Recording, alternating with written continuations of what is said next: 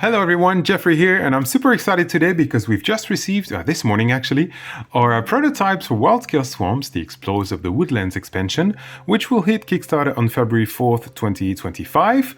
This is just a prototype yet, not a pre-production copy, so keep in mind everything that you see here might change before the release, and also we've hidden some of that stuff because we wouldn't want to spoil the whole campaign. So let's start with the new land tiles. There are 12 new land tiles, including 2 new forest tiles to expand your forests, a new special trap tile, and also another special tile here with the altar ruins on it, which will allow you to gather amulet cards or discard swamp fever cards, which are both new types of cards. You have a new start tile, which you will place at the center of the board when you play with the expansion, a new river boss tile, which you will get to meet at the end of each river. And during setup, you will shuffle these 8 new river tiles and place them to form a river, like so for instance. And as you will notice, some of these tiles have 2 ways. You can either walk on this path in the forest or use the boat to swim on the forest. Not to swim, but to, to navigate on the river. There are lots of new types of special tiles, including for instance this river peddler tile, which this one will only accept defeated monster markers to buy some stuff from. Some of them have bridges, so you can cross them like this, but the boat can go under the bridge. So 12 new river tiles. This one is the obstacles one, which when you leave this tile, you get -1 movement. To navigate the swamps on the river tiles, you will need a boat.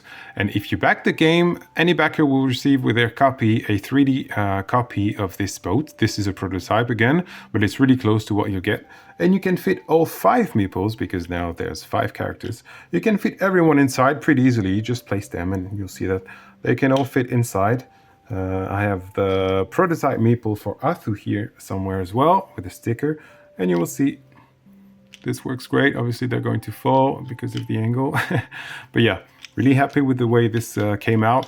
The new character Athu also comes with her own meeple. The quality will be the same as the ones from the core game, obviously. And this one is a bit too small to the prototype, so just keep in mind this will be a little bigger and without a sticker on top, obviously. But Athu, the new character, is really cool. It also comes, obviously, with her player board. So with 2 new abilities, which maybe I won't give too many details today in this video because I want to save that for later probably. So this is Athu's player board, and Athu also comes with a special token, which is her lantern here that you cannot really see here. Maybe if I show it to you on the art for the box here, she yields a lantern, which is pretty handy because as you can notice, when she uses it, monsters on the tile will get -1 shield, which is super handy. But also, later on in the game, when you level up, you can use the other side of the lantern, which will also impact the sword icons of the monsters, meaning they are going to be a bit weaker. So Athu's new playboard here. Obviously, the game also comes with new dice. So you will get additional combat dice.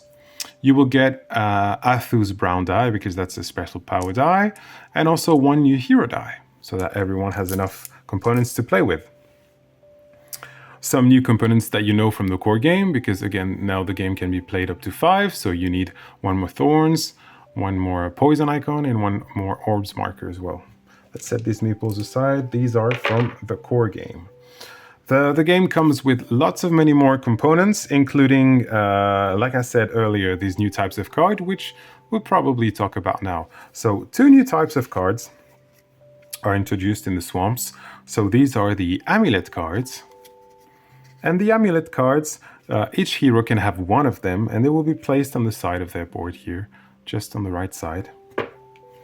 And they give you great bonuses, like for instance the concentration amulet. Whenever you use concentration, the 4+ space on your player board, well, to gain an orb, you gain an additional orb.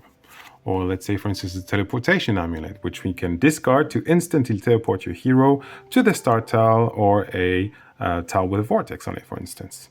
Negotiation amulet.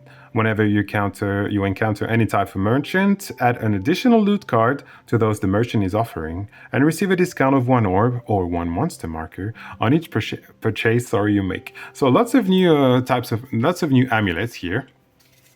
I won't show them all.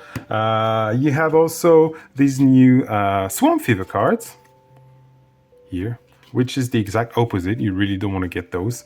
For instance, Hasty here. When you perform a high-risk movement, you do not receive an orb for it. You may spend 3 orbs to discard this card. So obviously these ones are not the ones you want to get, but there's obviously many ways to discard them, including on the cards themselves, or you can also go back to the Altar Ruin style, which I showed a few minutes ago.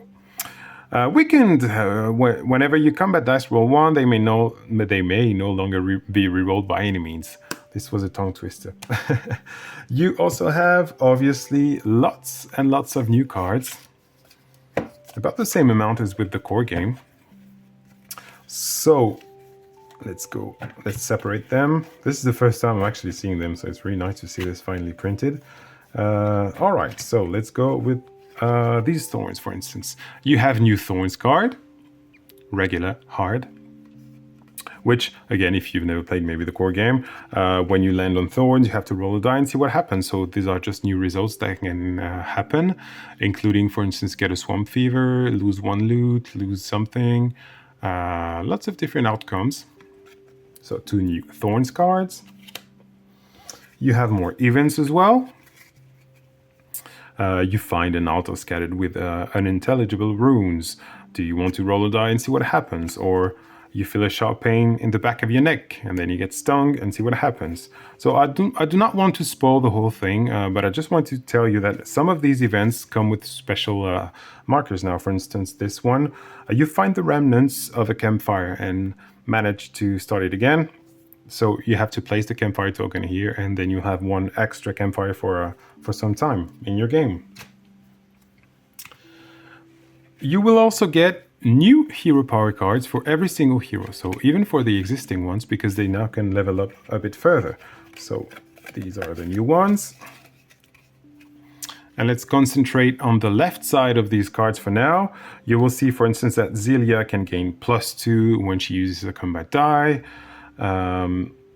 All heroes on Shavi's tile now regain 2 HP instead of 1 when using Healing Aura. So basically these are upgrades from your existing characters from the core game, which will allow you to basically level up to level 3 if you wish. And on the right side of all these cards, you see it's the same thing. The template will actually be updated. You can directly from here, once you've leveled up enough, once you have your unique powers 1, 2, and 3 unlocked, then you can directly from your card draw an amulet card to spend 5 orbs, and then you can buy it from here as well. So new hero power cards. You also will get the powers for Athu here. See, 2 cards for Athu. Including ways to reroll for the others, including a way to, for instance, here you may sacrifice your combat die for your turn and use it as a 5th hero die. So lots of new mechanics here as well. Again, I don't want to spoil everything, but I still want you to be able to get an idea of what the expansion is about. And let's get to the gist of it. The bigger deck here, obviously, many more loot cards, including new types of cards, which I'll find maybe right away.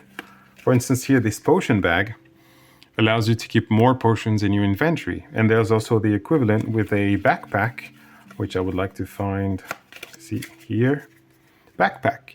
You may keep up to 2 loot cards on this card. Both may still be used normally. So there are ways to expand your inventory in the expansion as well, because, well, there's many more loot cards here. So new weapons.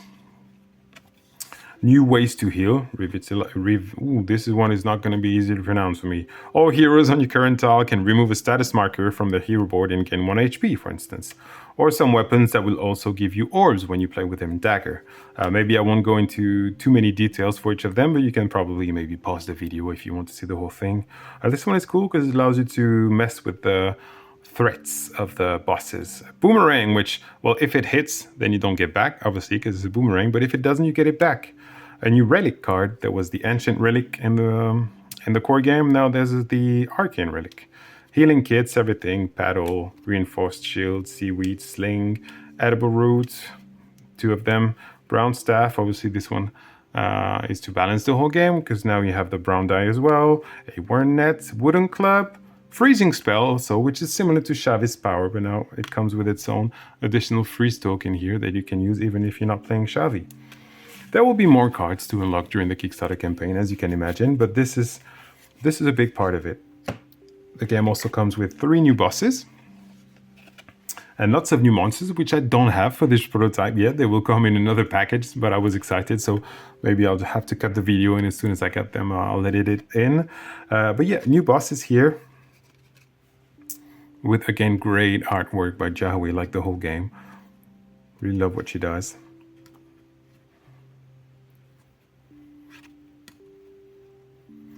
So these are the new bosses. There's a lot of tokens that I've put here on the side. These are, as you can see, circular shaped. So if you've ever noticed, the circular ones, even in the core game, are for the campaign mode. So there will be lots of special things, barrels, tentacles on the river, traps that you'll be able to use in specific scenarios.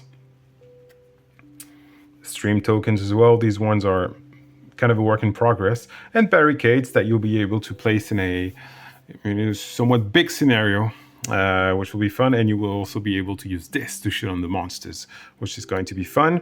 There's also going to be, for everyone, this is optional. You can play with this if you want. During setup, you decide who gets them, if anyone wants them. And this basically grants you 1 free movement per turn. So again, this is not complete, but this is what we have now for the prototypes. I'm excited to show the monsters. Hopefully I will have them before next time. And if I don't have them before that, I will talk to you soon.